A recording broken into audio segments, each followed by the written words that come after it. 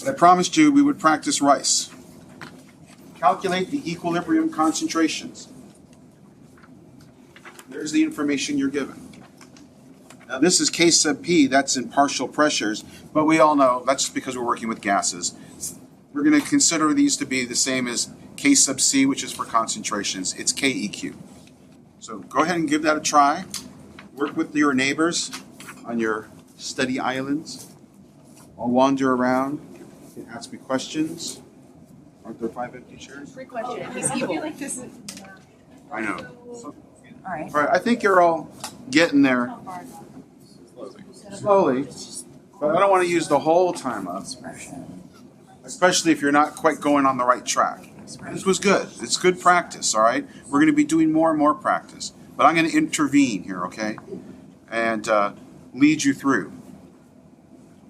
The first thing you want to do is evaluate which direction is this equation going to go. We already talked about one way to figure that out. Calculate Q and see where Q is relative to KEQ. But you also have to recognize, all right, KEQ, well, I just told you this. This is KEQ. You're given that. So let's go ahead and write the mass action expression, all right? Because we need to work with that too. What does the mass action expression look like? You should have that in your notes. It's the concentration of products raised to their stoichiometric coefficients. And now, for the first time, we have something other than 1 to work with. So KEQ, which is 1 times 10 to the minus 5th, is equal to the concentration of NO squared divided by the concentration of N2 times the concentration of O2. That's our mass action expression. Now, we have our initial conditions. Do we need to plug them in to find out what Q is and see if Q is to the left or to the right of KEQ? Or can you tell just by looking at this? Remember, this is all a reaction coordinate. On one extreme, we have all reactants and no products. And on the other extreme, we have all products and no reactants. And we have a reversible reaction. Do you need to calculate Q? What would you get if you calculated Q? You get 0. All right, well, where is 0 relative to KEQ? It's to the left, so it's going to go forward, right? But look, you're starting initial conditions, all reactants and no products. So you don't need to bother calculating Q. There are no products, so the reaction has to go in the forward direction. So now that we know that, we can figure out what our x's are going to be. We're going to take x away from the reactant side because we're only going to lose some of it, converting it into products. And whatever we lose, that amount is going to be converted into the products. So first let's write down, we're going to lose some x from the N2 and we're going to lose some x from the O2. But what are we going to gain for NO? Are we going to gain x or are we going to gain 2x? We're going to gain 2x. Because the coefficients tell us that for every 1 mole of N2 that reacts with 1 mole of O2, we produce 2 moles of NO. Which means that if we lose x from each of the reactants, we're going to gain 2x in the products. All right, something new. All right, this isn't just practice with repetition. Now, every time I give you a new one to practice with, I'm trying to give you a little something new. So follow the coefficients when you're doing your x's, okay?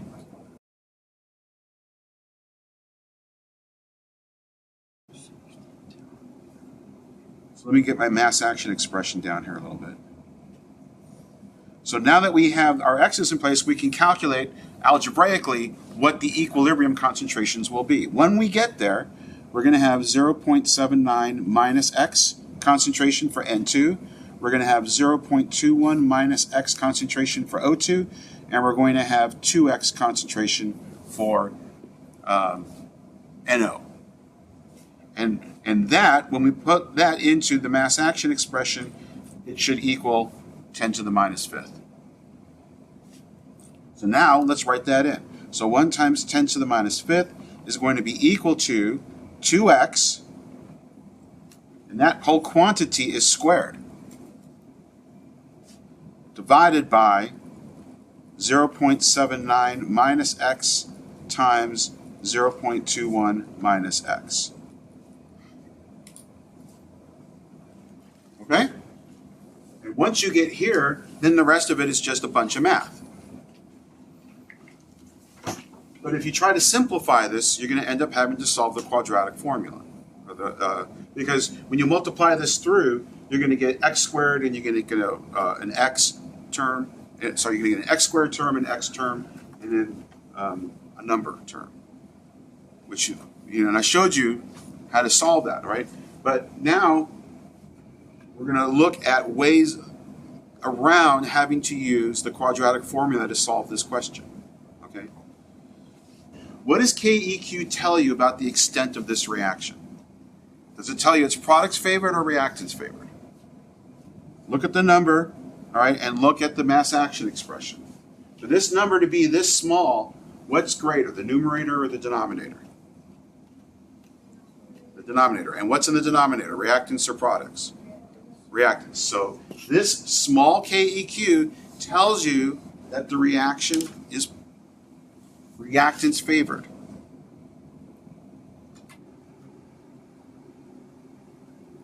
Right?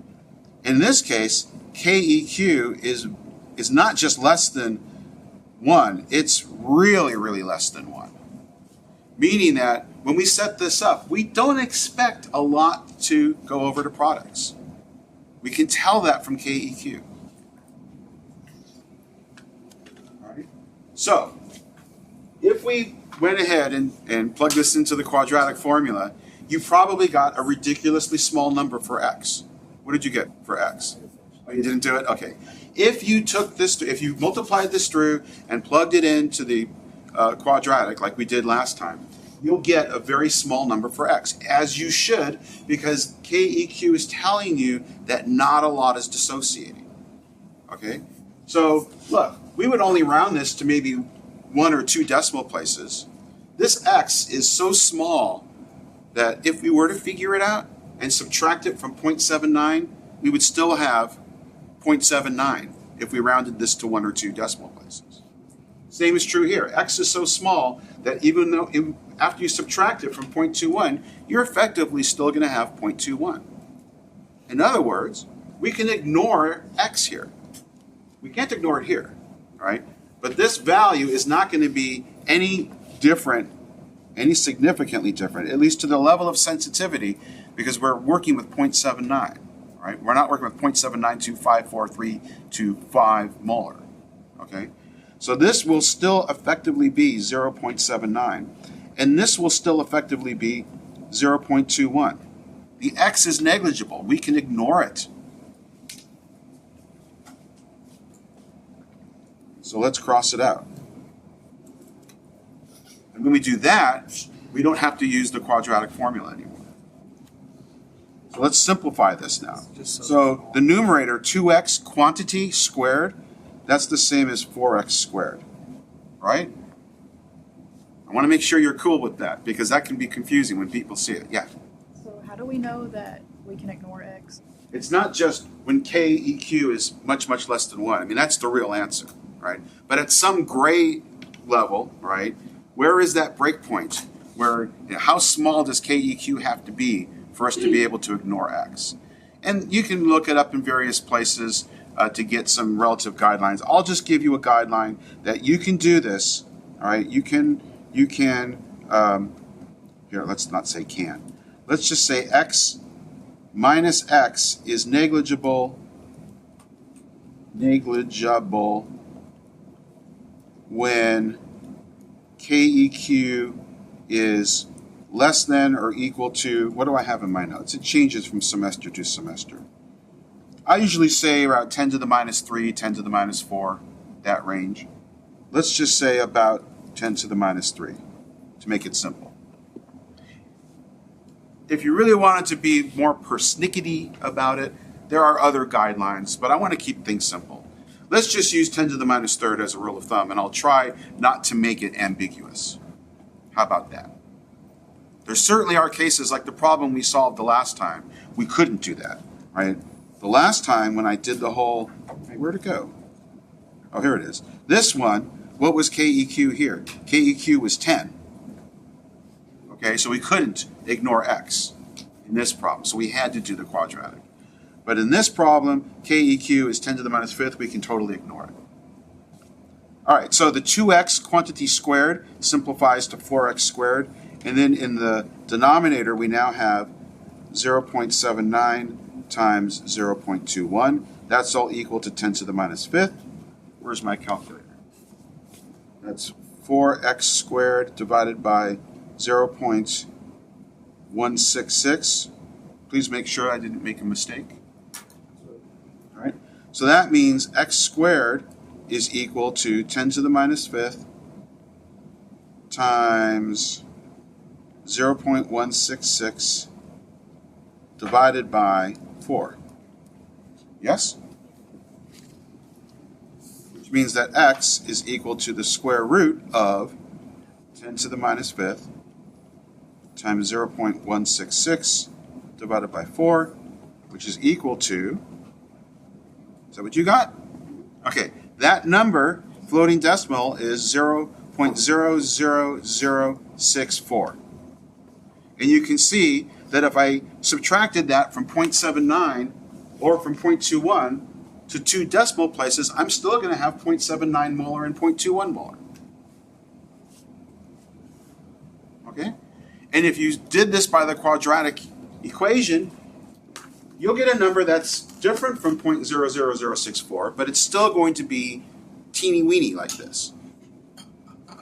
Such that when you subtract it from the starting molarities, it's not going to change much. And that's all consistent with what we intuited from the KEQ. It's so small that even though this reaction goes to equilibrium, equilibrium falls very, very, I would draw a different curve for that one, right?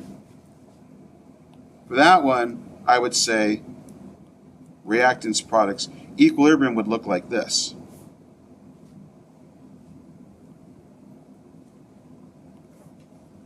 Even though Q, look, Q is still greater than KEQ.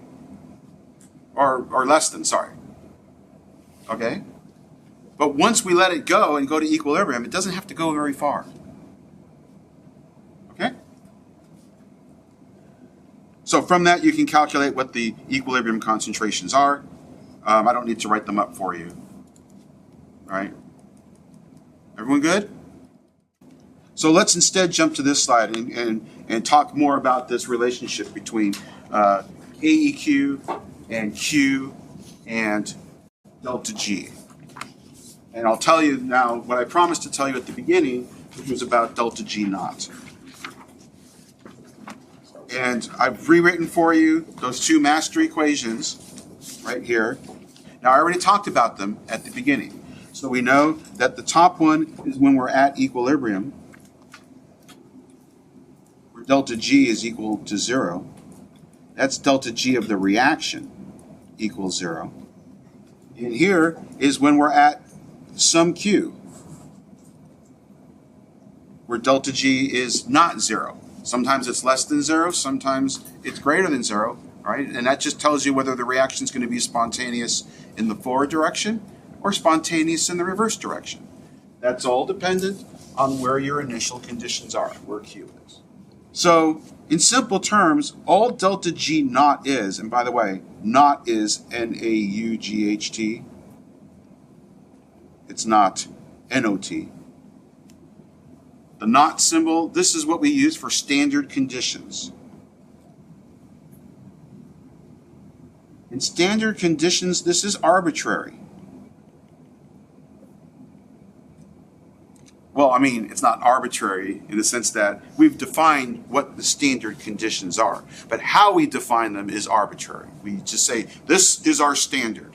And the reason we have standards is that it allows us to look at the standards and everything is judged under the same standard conditions.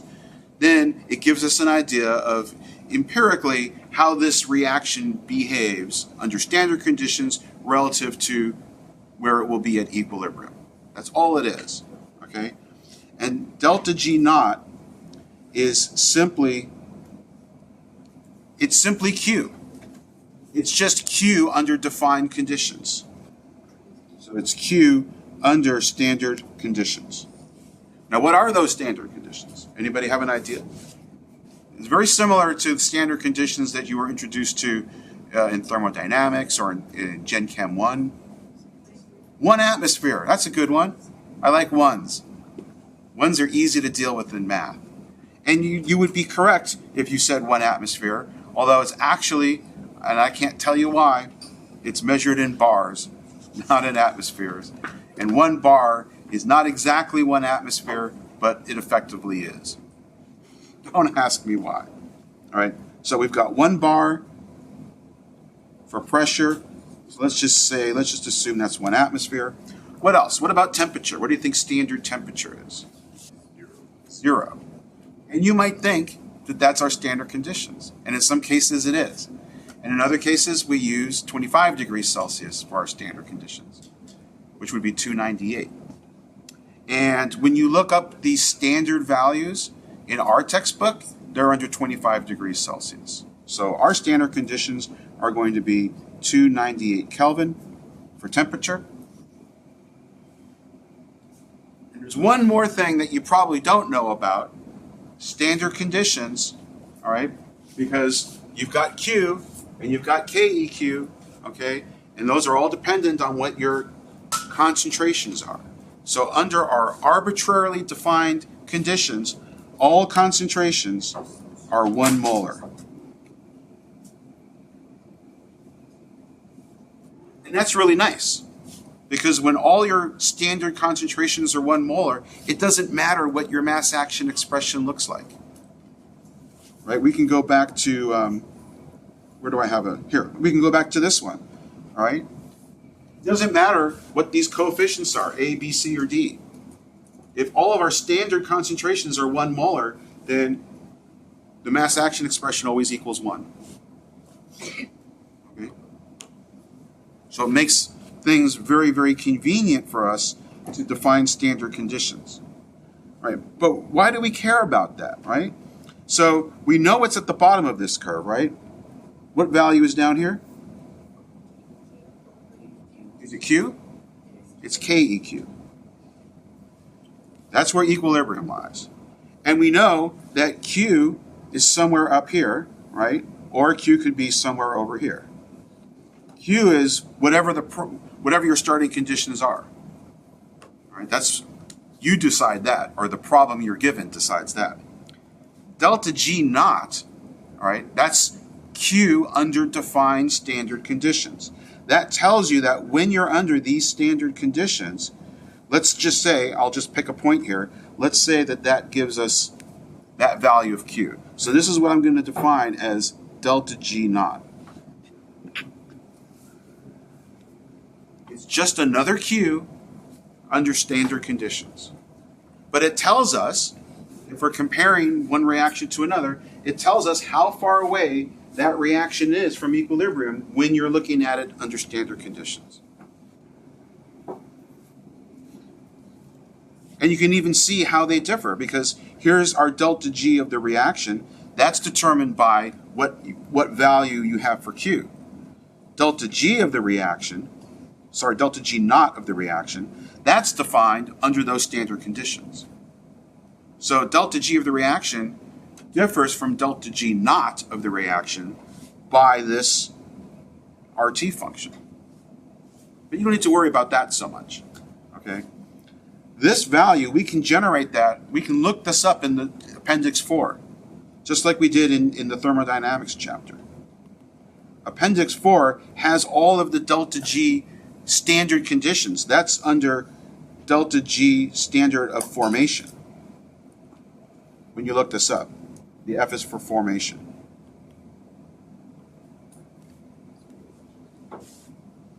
And you know how to calculate delta G of the reaction, delta G naught of the reaction under standard conditions. We did that back in chapter 12. Remember that one? Delta G naught of the reaction is equal to the sum of the delta G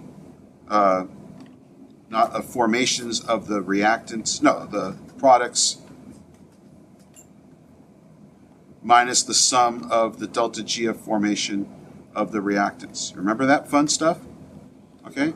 So you can do that. You can look up the value of delta G naught of the reaction just by looking up the values in Appendix 4. But yeah, it's confusing. It confused the heck out of me when I first learned this stuff when I was in your shoes too. That's why I'm spending so much time to try to illustrate for you what the real differences are between KEQ, Q, and delta G, and now delta G naught. I know, it gets confusing. There's a lot going on here. But if you follow the definitions, I'll just say it again. Let's see if I get this right. Delta G naught is simply a special Q, right, where all of the concentrations are 1 molar. T is at 298 Kelvin, okay, and there's your gas constant. And it allows us to then compare from one reaction to another how far each of them lies from equilibrium. But then you have to look at, well, what are your actual starting conditions and compare that. So you really only have to worry about delta G naught when you're dealing with these reactions that allow you to convert between delta G and KEQ, or delta G and Q. That's how they're all related. But they are all related, just like I showed you here at the very beginning. Okay, so I don't need to read for you what's here in front of you. These are just statements that just, once again, reiterate everything that I've been talking about.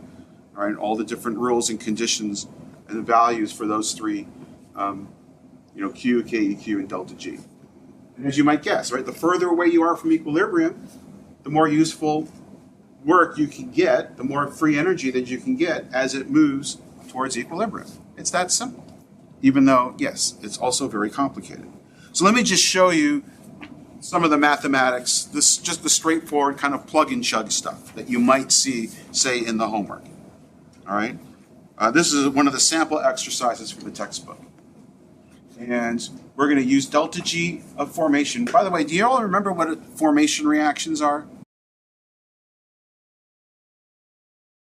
It's the formation of 1 mole of the substance from the elements as they're found in nature. Okay? I'm not going to write that down. You can look that up in your notes. Okay? But for example, when we look up this value for NO in Appendix 4, 86.6, that's kilojoules per mole, well, what would the formation reaction be? To form 1 mole of NO, well, how is the nitrogen found in nature? Diatomic, right? Nitrogen. How is the oxygen found in nature? O2, diatomic. All right, so to make a reaction to form 1 mole, all right, it's got to be, for formation, it's per 1 mole. So to make 1 mole of NO from those starting materials, I need 1/2 mole of that and 1/2 mole of this. That's just to remind you what a formation reaction is, okay? But you go to the Appendix 4 in your textbook and you look it up, and there's the value, all right? That's delta G naught of formation for NO. So if we want to get to see what delta G naught of this reaction is, we simply plug it into that formula. It's the sum of the delta G of formations of the products minus the sum of the reactants. And we need to factor in the molar coefficients if we had them. All right, we do. We have a 1/2 here. But really, it's going to be 1 times 51.3. And that's it, right? This is the sum of the delta G of formation of the products minus the reactants, which is 1 mole of NO, 86.6, plus 1/2 mole of 0.0. Right? The delta G of formation for something that you already find in nature, it's already formed, so it's 0. There is no delta G associated with forming something that's already there. So that's 0. Right? This is the delta. This is the sum of the delta G of formations of the reactants. So that's pretty simple. That's just 51.3 minus 86.6.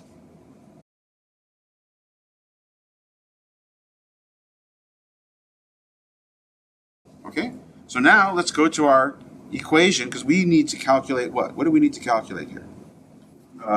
Delta G, not of the reaction, is equal to minus RT times the natural log of KEQ. Because we just calculated what this is, right? This is minus 35.3 kilojoules per mole. So now our task is to calculate what KEQ is. 8.314, that's joules per mole Kelvin. What's temperature? 298 Kelvin, so your units for Kelvin cancel out. We're left with joules per mole, which is good because we're calculating delta G, right?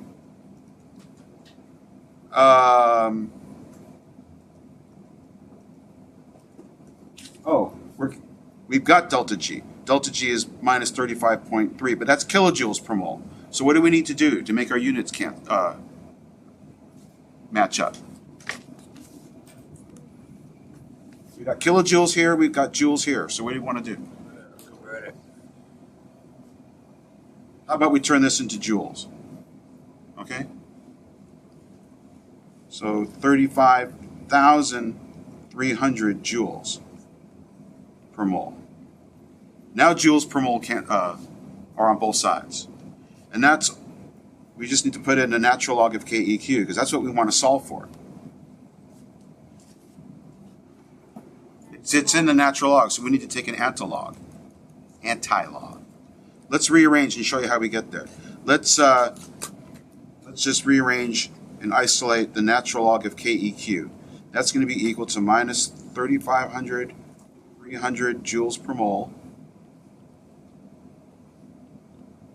And then we've moved everything else over, so that's going to be divided by negative 8.314 joules per mole Kelvin. We're going to have 298 Kelvin down here. I'm just showing you each term separately as I've moved it to the other side of the equal sign. Okay? Let's make sure our units cancel out. Mole, Kelvin. Everything cancels out, which is good because KEQ is unitless. So I can do this a couple of different ways. We can just calculate what that is. Why don't we go ahead and calculate what that is? 14.25. The negatives canceled out, right? So that should be positive 14.25, right? That's the natural log. So we want to know what KEQ is. How do we do that? It's e to the power of 14.25. Remember that trick?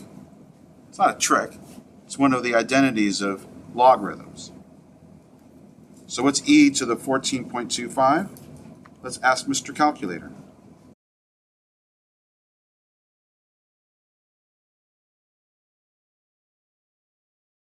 Now, where does equilibrium lie? Now that we've calculated KEQ for this reaction, right, if I start, it doesn't matter where I start, where do you expect equilibrium to lie for this reaction? Products favored or reactants favored? Products favored, that's right.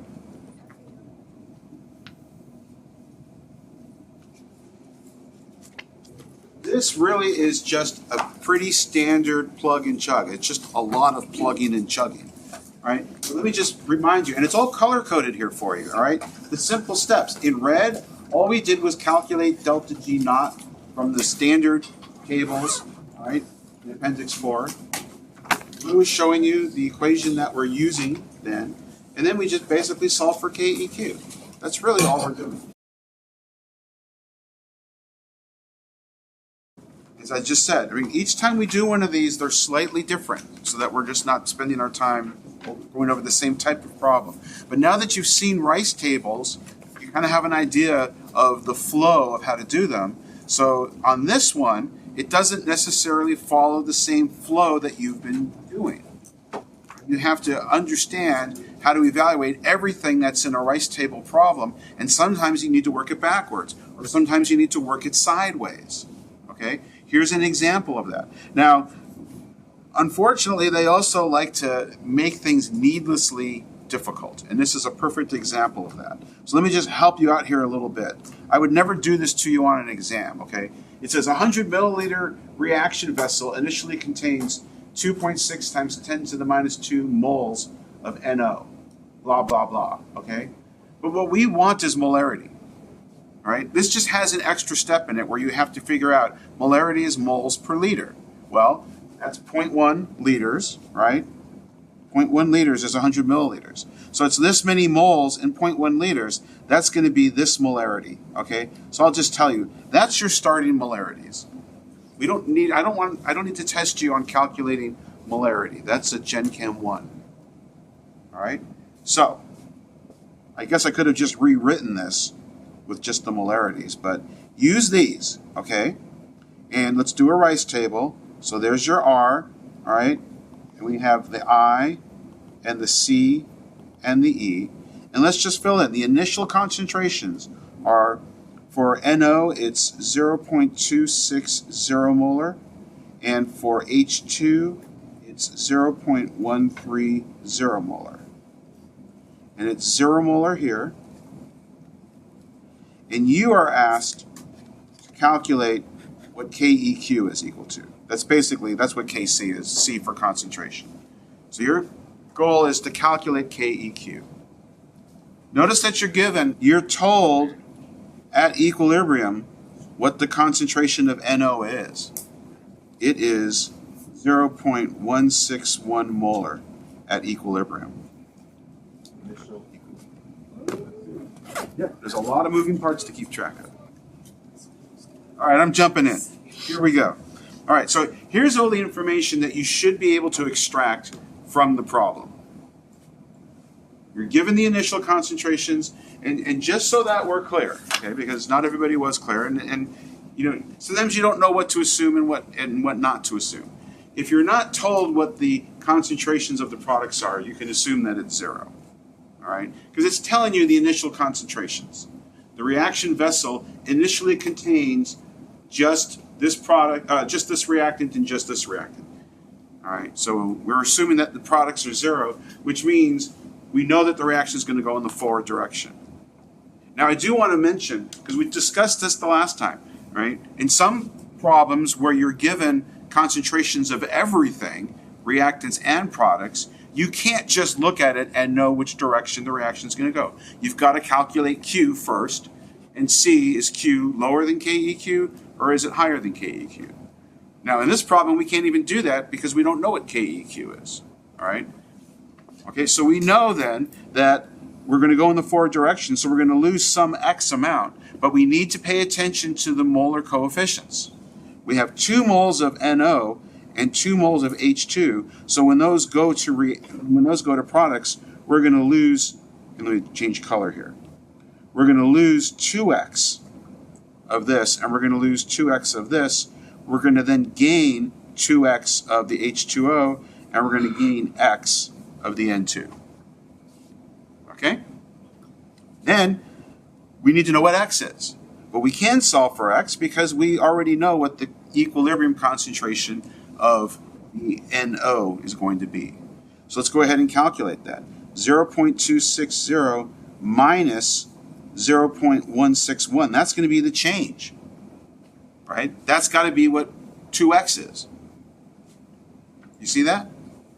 So we do that subtraction, we get 0.099, I believe. Okay? So that's equal to 2x.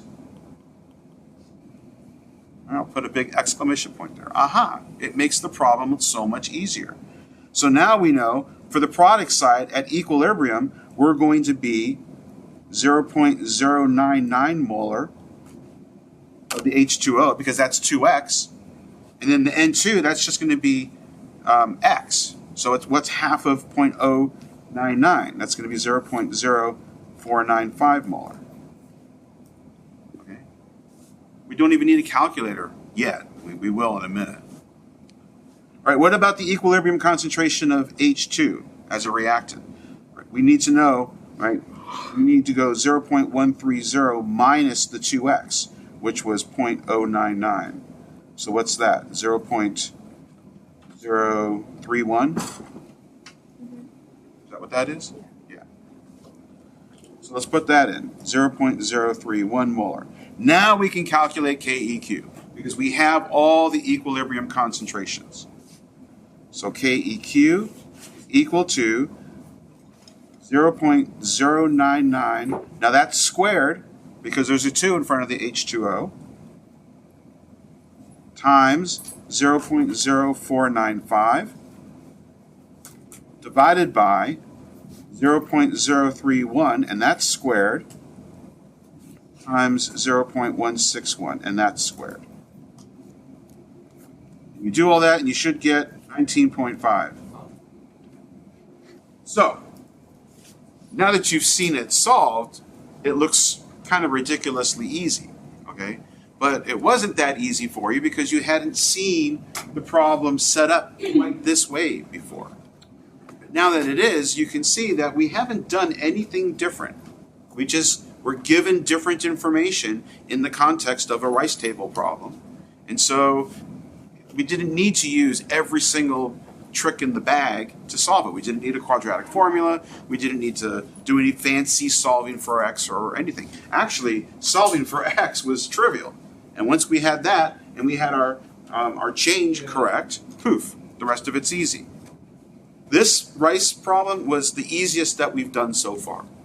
But it was kind of hidden because it wasn't in the straightforward way that you were taught. Yeah. This is kind of important. And this is going to become more important when we get to chapters 15 and 16. But I want to introduce this concept to you now so that it's not, new when we get to it later. And we'll use it a little bit now as well. And we talked about this a little bit when earlier when we were talking about catalysts. And there's homogeneous systems and heterogeneous systems, meaning that if it's homogeneous, everything's in the same phase. So far, everything that I've shown you in this chapter, for examples, have all been homogeneous equilibria, meaning that everything, the reactants and the products, are all in the same phase. All right, so gas phase in this case. And from that, we get what the mass action expression is, right? Because that's going to be, in this case, K is going to be equal to the concentration of H2O times the concentration of CO divided by the concentration of H2 times the concentration of CO2. Now, I want to go back and just talk about the mass action expression. We've been using it a lot, and so much so that you're just being trained to just make it and then plug numbers in and start calculating away. But let's think again about what does this actually represent? Because this is also Q. Okay? This is Q. It's also K. It just depends on if you're at equilibrium or if you're not at equilibrium. So what happens, what's going on with this expression as we go from Q to K? They're changing. Okay? They are changing. And what's changing? The concentration. If it's in solution, or the partial pressures if it's gases, depending on how you want to do it. All right? These are changing.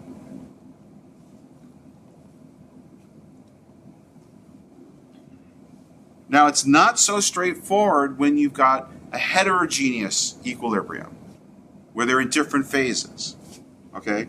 And the example I like to use here is, let's look at a solid. Here's a case, we've got solid calcium oxide, okay?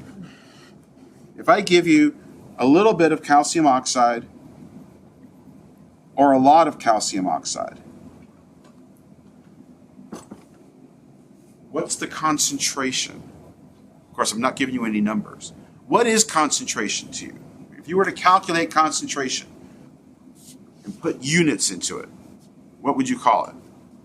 Moles per liter, okay? Moles, all right, some quantity per some volume. Now, moles, really, we can get that into a mass because moles is just a convenient way to count molecules. We count them by mass. So if we could go back, if I told you it was 1 mole of calcium oxide, you know how to get that into grams using the molar mass. So really, concentration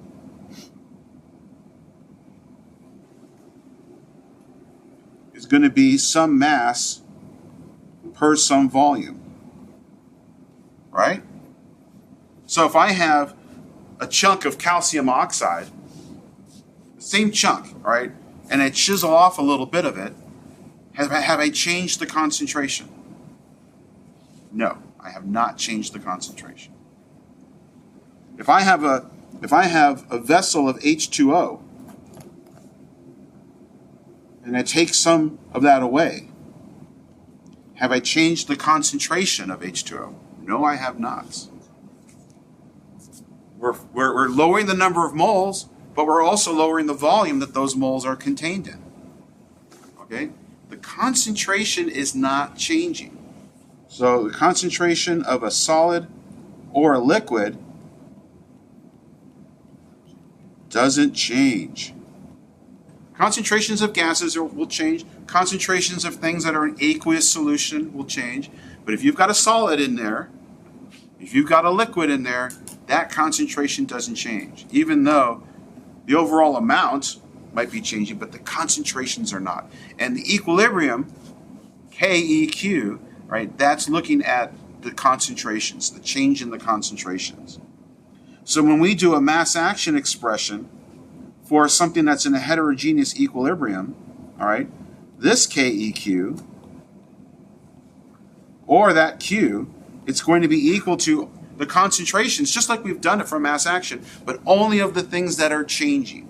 We don't include the things that don't change. So in this case, it's going to be the concentration of calcium carbonate divided by the concentration of, here, I'll put it in, but I'm going to cross it out. Concentration of calcium oxide times the concentration of CO2. That's what you would normally do, but this is not changing. It's a solid, so we don't include it. Otherwise, you're just making the mass action expression the way you normally do. But now, I just need to put a little asterisk here. So make sure you pay attention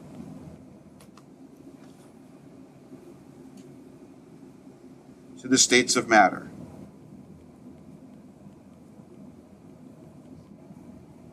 Because everything else we've been talking about stays true, but only for the things that are changing.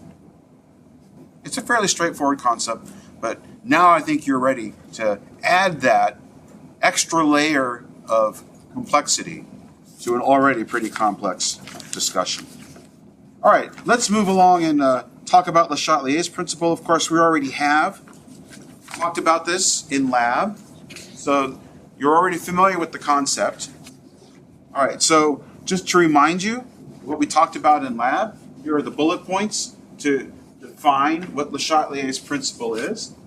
Okay, so here's a reaction, and everything, it's a homogeneous equilibrium, all right? So we can set up our mass action expressions. So all of this should look familiar to you, okay? And this graph just shows you what we did in lab, for example, with Le Chatelier's principle. So we let the system go to equilibrium. That's where we are here, where K equals Q.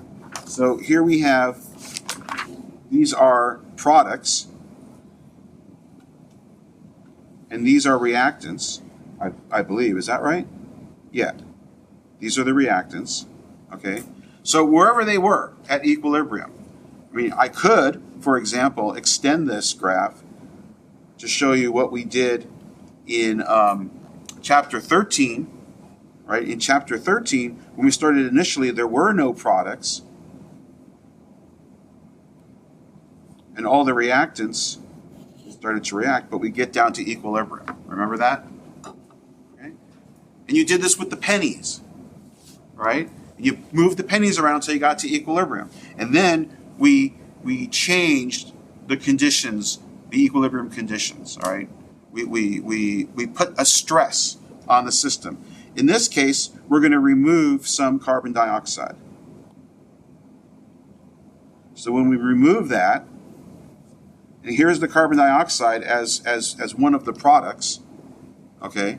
So now I have to change colors a little bit. So the carbon dioxide, I guess, is blue in this one. So we remove some carbon dioxide. Now we have a different set of conditions. We're now back at Q, and we need to get back to KEQ. Well, what did we do in the mass action? We took this and we lowered it. Or let's look at the equation. We took this and we lowered it. So when you lower it, how is the system going to adjust to get back to equilibrium? Is it going to go to the left or is it going to go to the right? It's going to go forward because we're depleting one of the products, so the reaction is going to adjust by going in the forward direction. That means that the concentrations of everything is going to change. But in the end, we're still going to get back to the same KEQ. Right? That stays the same because we haven't changed the conditions for KEQ. All we've done is change the concentrations. We put it back into Q, and now it's going back into KEQ. So these are going to stay the same, but with different concentrations.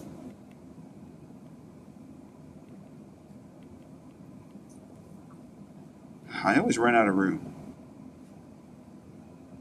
Different concentrations. So you can see it's going to go in the forward direction. So we lowered the CO2, but now we're going to go in the forward direction. So CO2 as a product is going to increase again until we get to our new equilibrium. Right? And when it's a new equilibrium, it stops changing. The reaction went forward, so the reactants get depleted even more until we get to that new equilibrium. And then the other product, which was H2, that's also going to increase. You probably can't see the yellow. Right? You can. All right. So it's just another graphical explanation of what we've been talking about with Le Chatelier's principle. So we're not going to do this simulation. You did an experiment that was similar to this one, all right, in lab, but it wasn't exactly this one, but it's the same idea. Here's another equilibrium. We've got nitrogen dioxide and dinitrogen tetroxide. Okay? And here's a balanced equation for you. Now, it turns out that one is brown and one is colorless. So we can follow the extent of this reaction as it's shifting towards more products or towards more reactants, just like we did in lab. It doesn't really show up too well on this slide, but I want to use this now to show you another layer of complexity on top of all this. All right. If you take a look at this, all right, it's a homogeneous equilibrium. So we've got gas on one side, gas on the other side. But look at what we have here. We've got 2 moles of gas on the reactant side, and we have 1 mole of gas on the product side. So as we start to change the conditions, depending on how we change the conditions, we can make some predictions on how this reaction is going to go. If we change the volume or change the pressure, right? That's what's going on in this figure here. What's going to happen there? What happens if we change the pressure? So let's see. Increase pressure. What do you suppose would happen? Let's just talk about it for a minute. Just empirically, which direction do you think this reaction will go if we increase the pressure? All right, so here's that reaction. I can't write on this now, okay? But we've got, oh, here it is. 2NO2 in equilibrium with N2O4, okay? 2 moles, 1 mole. And you can see them, all right? The N2O4, they're connected together here. So in both of these syringes that are at the same volume, we've got 1, 2, I can't count them. There's no way to stop this, I don't think. 1, 2, 3, looks like there's about 50-50, more or less. Okay, are we all agreed on that? Now, on the top one, I'm going to compress it. And that compression is going to cause this reaction to shift either to the left or to the right. All right, well, let's see what happens. my, what's going on? Is the simulation broken? What will happen if I pull back on this syringe? It should now shift to the left. Okay? What's going on here is that you've got 2 moles of gas on the left and 1 mole of gas on the right. Okay? So when you stress the system, if you increase the pressure, you're basically forcing the fewer numbers of things. You can think of it that way. 2 moles, 1 mole. Well, if space is being compressed, it's going to go down to the fewer number of total moles. Just think of it that way, all right?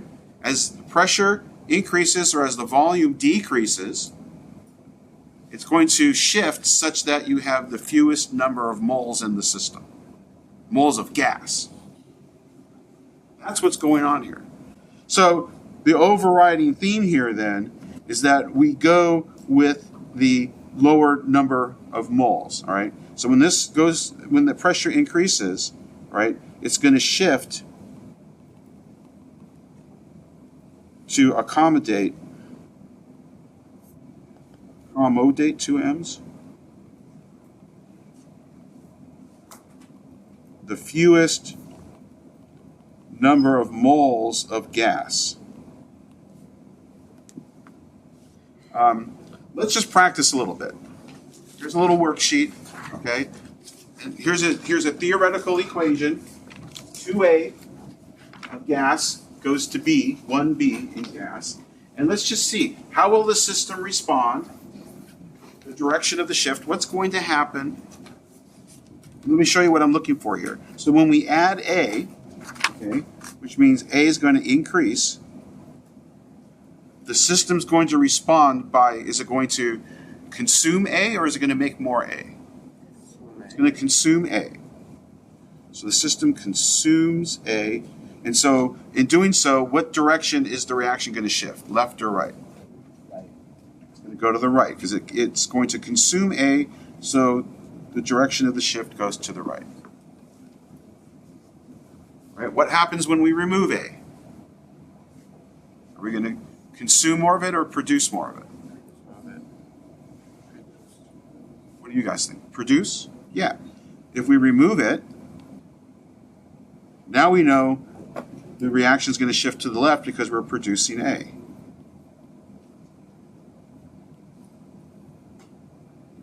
All right. What about adding B? What's going to happen when we add B? Why don't you guys work on it? You guys can fill out everything that's on here. The top part at least.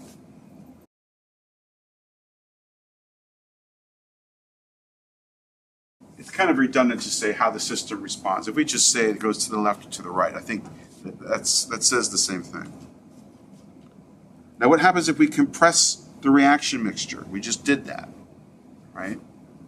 We're going to shift to the side that favors the fewer number of moles. So that's going to shift this way, right? It favors fewer number of moles of gas. If we expand the reaction mixture, it goes this way. And how about this one? What if this is the equilibrium? What happens if we compress the mixture? It says neither. Is he right? He's correct. It will not change under pressure, whether we increase the pressure or decrease the pressure. If we change the volume, there will be no change here because all we have is gas and the number of moles of gas is the same on both sides of the equation.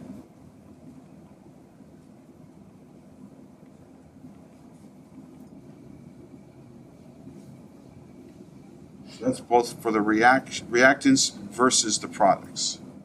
That's what you want to be looking at. This thing down below is just another exercise of the same from the textbook. Which of the following, now isothermal, that means we're not changing the temperature. All right, if you don't know what that means. Isothermal compression just means that, remember, PV equals nRT. So as you change the volume and the pressure, the temperature is going to change as well. So this is just saying we're going to do it in a way where the temperature doesn't change. All right. Which one promotes the formation of the products? A, B, C, or D? And I think there may be more than one right answer here. What are you looking for? Gas. 2 moles of gas, 2 moles of gas. So there's no change here. 1, 2, 3 moles of gas going to 2 moles of gas. So which way would that shift if we're compressing? Compress forward, and is that what we're asked for? More products. So this one would. This one, we've got 1, 2 moles. Oh wait, there's a liquid here. We just want moles of gas. There's 1 mole of gas on the left and 0 moles of gas on the right. So let's just only focus on gas.